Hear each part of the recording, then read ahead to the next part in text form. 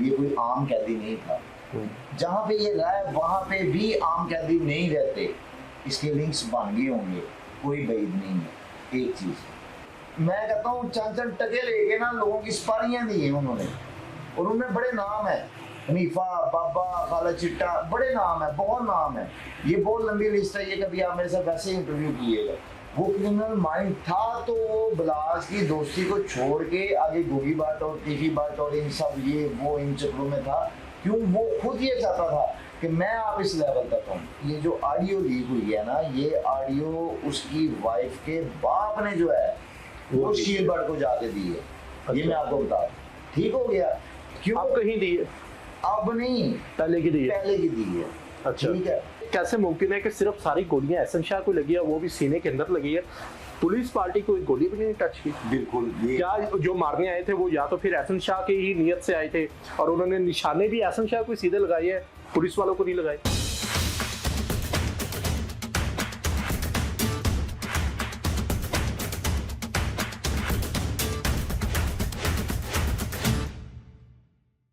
अस्सलाम वालेकुम नाज़रीन, मैं हूं आपका मेज़बान सैयद हमजा अब्बास और आप देख रहे हैं डेली स्कूप टीवी। नाज़रीन, जैसे कि आप जानते हैं कि अमीर बलाच के कत्ल के बाद जो नित नए इंकशाफात थे वो होना शुरू हुए और फिर कुछ दिनों बाद जो उनका एक बड़ा ही करीबी दोस्त एहसन शाह वो हिरासत में आया और पता लगा कि उसने उनकी रैकी की है।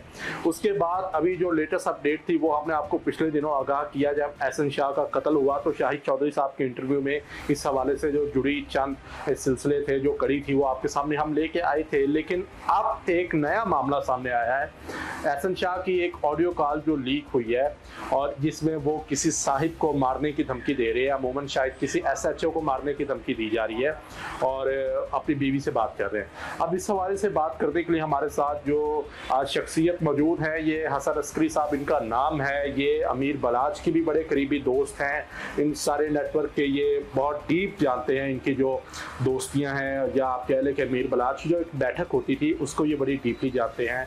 फिर इसके अलावा ये एक सहाफ़ी भी है और इस तरह के मामला पे ये बड़ी गहरी निगाह रखते हैं। इनसे जानेंगे कि असल मामला ऑडियो कॉल का है क्या और आप मजीद इस केस में क्या जो इंकशाफात है वो होने वाले हैं। अस्सलाम सर, कैसे हैं? शुक्र अल्लाह का, दुआएं आपकी। अच्छा हसन भाई, ये एक एहसन शाह का मर्डर हो जाता है, बल्कि आप कह लें कि पुलिस की कस्टडी में उसका जो है वो एनकाउंटर होता है और लोगों की कुछ की ये राय भी है कि ये जनाब फेक एनकाउंटर है, उसको खुद मारा गया है। और वो 90s के दौर वाला जो मज़मून इंडिया की फिल्मों में होता था कि अटैक किया गया फैमिली की तरफ से या दोस्तों की तरफ से और उसकी फायरिंग की जद में आके वो मारा गया। पहले तो मैं आपसे ये जानना चाहूँगा कि एनकाउंटर आप क्या समझते हैं, असली है या नकल है? रियल है। अटैक हुआ है? अटैक हुआ है, मैं साबित भी करूंगा इस अच्छा, में, आप आगे क्वेश्चन करें। ठीक है। दूसरा, फिर अभी एक ऑडियो कॉल लीक होती है और आपको पता है एआई का दौर है, वैसे अल्लाह जाने असल है या नकल है, लेकिन एक वैसे मैंने बात की है, एआई का दौर है, कोई भी चीज़ बनाना मुश्किल नहीं है, आप किसी की आवाज़ भी बना सकते हैं, इवन कि आप तो वीडियोस बन जाती है। ठीक है, तो इस बात की क्या सदाकत है कि वो कॉल जो है वो वाकई असल थी? क्योंकि जेल में बैठ के आप इस तरह की थाने मतलब जेल के फ़ोन से आप बात कर रहे हैं, हालांकि आपको पता भी है कि ये जो है वो रिकॉर्ड हो सकती है। हाँ। तो क्या इतना कोई बेवकूफ़ हो सकता है कि वो जेल में बैठ के ओवर कॉन्फिडेंस, इसको बेवकूफ़ नहीं आप कहेंगे, ओवर कॉन्फिडेंस कहेंगे। एक चीज़। दूसरी चीज़ ये है कि आपने सवाल किया ना, जो मैं आपको उसका जवाब दे दूँ कि ये ऑडियो बिल्कुल जो है ना ये जेन्युइन है, रियल है। उसकी वजह ये है कि वो अंदर से ही इतने कॉन्फिडेंस से वो बात कर रहा है और वो ये बता रहा है कि भाई मैं काटू हो गया हूँ। काटू का मतलब आपको पता है आम ज़बान में या ये जो पहलवानों की ज़बान में या बदमाशों की ज़बान में जो ये होता है, इसका मतलब होता है मैं बहुत समझदार हो गया, ऐसा घाटे बादे अंदर दे जेल दे मैं संभाल रहा हूँ तो हूँ मैं काम कर लवांगा। और जहाँ तक बात रही कि इनकाउंटर जेन्युइन है, तो ये जेन्युइन है। अच्छा, जो ये लोग कहते हैं कि भाई अपना ये फेक है, अब मेरी बात सुने हमजा भाई, आप भी सहाफ़ी हैं, सहाफ़ी जिम्मेदारियां आप अदा करते हैं।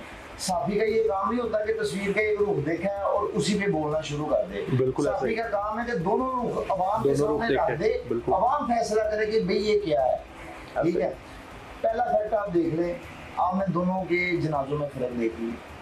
ठीक है, ठीक है, FIR कटी, ठीक है, सब कुछ हुआ, ये 6 महीने अंदर भी गया, ठीक है। सर ये जब जेल में गया ये हाई प्रोफाइल जगह पे रहा, ठीक है, ये कोई आम कैदी नहीं था। जहाँ पे ये रहा है वहाँ पे भी आम कैदी नहीं रहते, इसके लिंक्स बन गए होंगे, कोई बैद नहीं है, एक चीज़। दूसरी चीज़ कि अब कुछ लोग जो है ना वो आ जाते हैं, उनका चाहे पुलिस से कोई खार हो, ठीक है, चाहे कोई पुलिस के साथ उनकी दावत हो, लेकिन मैं एक बात करता हूँ कि यार आप सोशल मीडिया पे हो, आप फैक्ट पे बात करो। आप अगर कोई कानून के दायरे से ताल्लुक रखते हो जहाँ से कानून फराहम होता है, तो आपको as a lawyer, as a जज, किसी भी तरीके से जो है ना आपको वो चीज़ करनी चाहिए कि जो फैक्ट सामने आ रहे हैं उन्हीं पे बात हो। क्यों? देखिए, जब एक अदारा अपना काम कर रहा होता है और ये हर बंदे को पता है कि ये चेन वाइज मर्डर है, ठीक है, फैमिली पीछे से आ रही है, मर्डर होती है, ठीक है, इसी तरह अगर गोगी पे की इल्ज़ाम लगे हैं तो वो भी चेन वाइज ही हैं, मगर वो सारे इश्तिहारी हैं, वो सारे वो लोग हैं जिन्होंने अवाम का जीना मुहाल किया है, उजरती कातल हैं, वो लोग हैं कि जिन्होंने कब्जा किए हैं, जिन्होंने बतेली हैं, जिन्होंने अवाम का जीना मुहाल कर दिया है।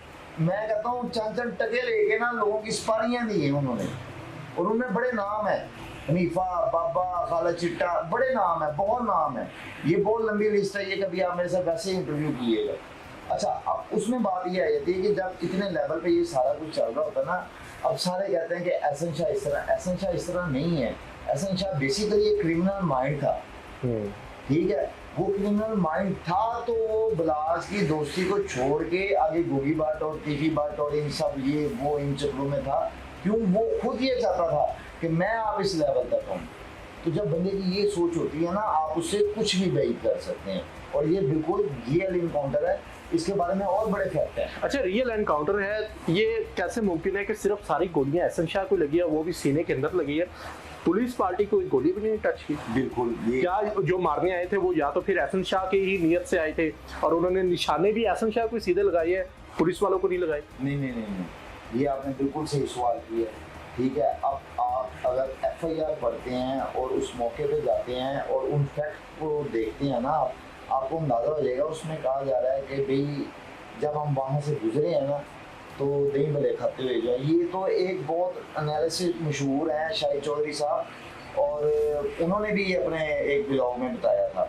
अच्छा, अब बात आ जाती है कि यार देखो, वो जो हुआ मुझे बताने की जरूरत नहीं, सबको पता है, बिल्कुल, ठीक है। अब पुलिस पार्टी के पीछे, और आपको मैं एक बात बताऊं, ये जो ऑडियो लीक हुई है ना, ये ऑडियो उसकी वाइफ के बाप ने जो है वो शील बर्ड को जाके दी है। अच्छा। ये मैं आपको बता दूं, ठीक हो गया।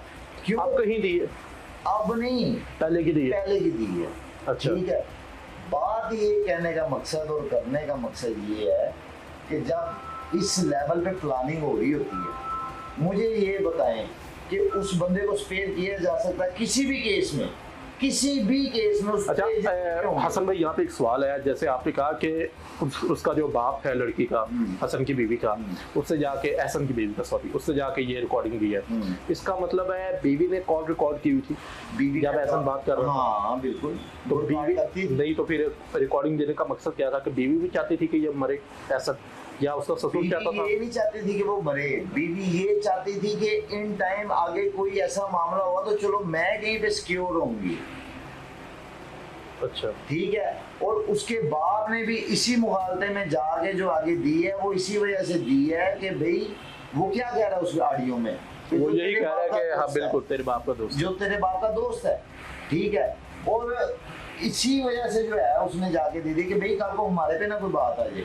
लेकिन कहने का मकसद ये है कि जब आपकी प्लानिंग इतनी हाई प्रोफाइल लेवल पे हो रही होगी, आपको कोई डिपार्टमेंट जो है, मुझे ये बता दे, कानून की नज़र से हम साफी हैं, हमें इस तरह की दोगली बात नहीं करनी चाहिए, ठीक है। आप मुझे बताएं कोई अदारा स्पेयर करेगा इस मामले में? ठीक है, नहीं स्पेयर करेगा। कौन है? देखें, ये करैक्टर है, इस केस के साथ रिलेट है।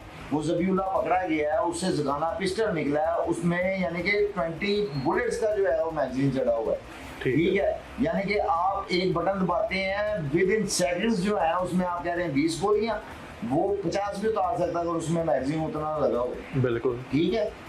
अब बात यह है कि इतने जदीद असले को लेके कोई चल रहा है, और उसके बाद फिर जब उस लड़के की इंटेरोगेशन हुई है, ठीक है, उसमें उसने कहा कि भाई जाके शेखजाद के बिल्कुल बैक साइड पे, आप किसी से भी पूछ रहे हैं, ये छुपी हुई बात नहीं है, वहाँ पे कोई 50 से ज्यादा गाड़ियां थी जिन्होंने सर्च ऑपरेशन किया और राकेट लॉन्चर और पता नहीं क्या कुछ निकला। ठीक अच्छा। हो गया? हाँ जी। ये इनके बैग पे कौन है?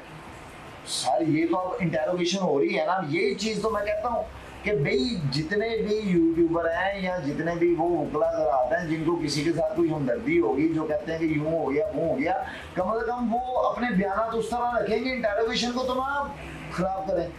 इंटेरोगेशन पे आप असरअंदाज होते हैं इस तरह करके, और आप क्या साबित करते हैं कि ये प्रेशर दे के जो है आप अदालतों को रोक लेंगे।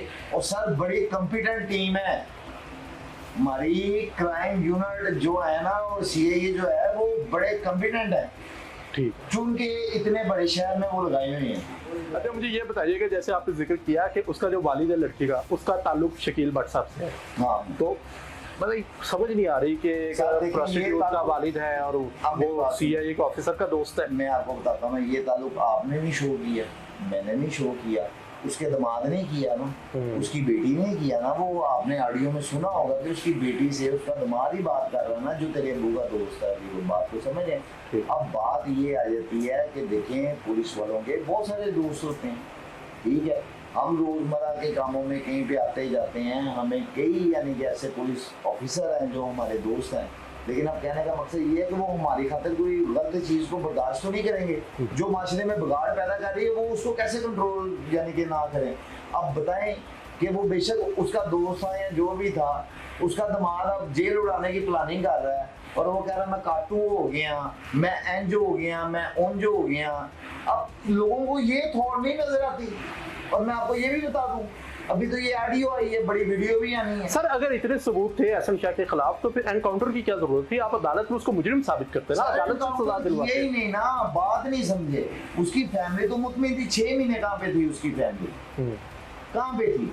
तब तो कोई वावेला नहीं। उसकी वालदा का बयान है कि एहसन शाह ने आखिरी मुलाकात में मुझे खुद बताया कि शकील बात आ गया, इना मैनू मार देने, वो तो उसने बताना, तो मैनू बचा लो। सर वो तो बताना है, क्यों बताना है कि उसकी प्लानिंग है कि आज कोई अभी नबी होएगी तो मैं कहूंगा भाई मैं तो कह के निकलिया था, मेरे को एक प्रूफ होएगा। डिमी प्रूफ क्रिएट किए जाते हैं। देखिए अगर कहा जाता ना कानून अंधा है, वो किस बात पे कहते हैं? वो कहते हैं शवाहिद की वजह से, कि कानून ने शवाहिद दे के बात करनी है, उससे हट के बात नहीं करनी। इसी तरह क्रिमिनल भी इस बात का एज लेते हैं और वो झूठे शवाहिद पैदा करते हैं।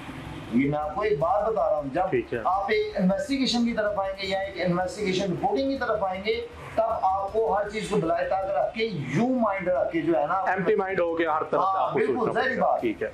अच्छा अगर ज़बीउल्लाह का ताल्लुक निकल आता है टीपी पार्ट से या गोगी से, तो आपको क्या लगता है कि अब कानूनी इदारे हमारे जो है वो किस तरह हरकत में आएंगे, उनको किस तरह हिरासत में लिया जाएगा? सर बहुत पावर है हमारे कानूनी इदारों में, आप इजी हो जाए। हमारे कानूनी इदारे, मैं कहता हूँ इस वक्त जो हमारे आईजी साहब लगे हुए हैं सीआईए के, ईश्वर साहब, और जो नीचे डीएसपी कुल्लवान साहब हैं, उसके अलावा नीचे जो इकबाल सीआईए की पूरी टीम है, मोहम्मद अली बाद साहब हैं और सारे जितने भी हैं, उसके अलावा सीआईए कोतवाली में बड़ी यानी कि कदीर खान मियाँ कदीर साहब बैठे हुए हैं, और बड़े जूनियर भी उनके जो है ना बड़े एफिशिएंट हैं, जैसे मतलब उनके एक ओसीयू हैं एएसआई कामरान टीपू, वो भी बड़े एफिशिएंट हैं, खासकर वो एटी स्क्वाड में जो है वो। और इस तरह कहते मतलब कि हमारे इदारे में बड़े यार कॉम्पिटेंट आदमी है, वो कैसे क्राइम होने देंगे? और वो मैं आपको एक बात बताऊं, अदारा खुद तंग आ गया, अदारा खुद तंग आ गया किससे? ये लोगों की कत्लो गारत से, आपस के दुश्मनी। मैं आपको हकीकत कहता हूँ, अगर बलाज जिंदा होता ना तो ये दुश्मनियां काफी हद तक ठंडी हो गई होती, क्योंकि वो इस चक्कर में था और यही एक माइंड ऐसा था जो उसको लेके बैठ गया। अगर बलाज इस माइंड में ना होता और तो कत्ल ना होता शायद, फादर की तरह सोचता, तो वो कत्ल कभी नहीं हो सकता था। वो यही चाहता था कि यार हम एक अच्छा माशरा दें, क्योंकि वो पढ़ा लिखा लड़का था। ठीक, बात को समझिए ना? ये बात समझ गया।